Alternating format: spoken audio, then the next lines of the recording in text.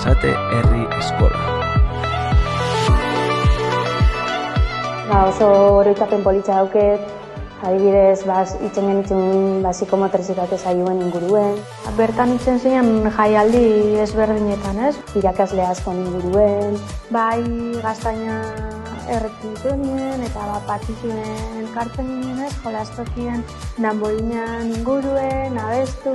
Itzen genitzen proiektu ezberdinen inguruen. Zeran proiektuka itzen gauen lan, guk polixo baten bakotxa gure zauenien jartzen zauen ze gai zituen guztoko, eta gero guztixok erabakitzen gauen ze proiektu ingo gauken 3 hilabete horretan. Eta horren inguruen lan itzen gauen proiektuka. Eta aberazgarrik esan, azkenin gure nahitik ero gure gauena itzen gauen. Goizien eskolara heldu eta lehenengo ordu bete hortan eukitze gauen zirkulazio libreko momentu horien inguruen, oroitzapen oso politzak egin dizte eskola. Bai, berdegunez beteta banta zelan txabolak gintuen bertan jolastek zen eta oroitzapen ona ditut gure jolastokien inguruen. Herriko eskola da, herritarrondako sortutako eskola litzakena.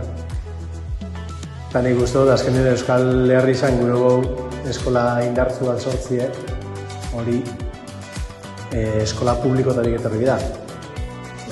Danon eskola dana.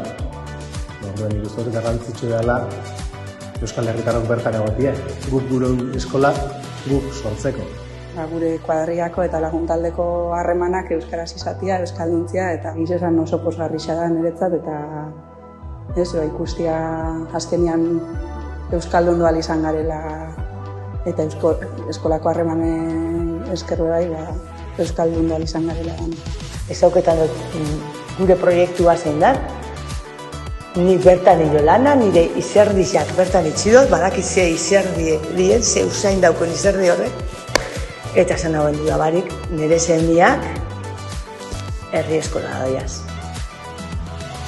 Eta nire zendiak dimendu dira. Bai.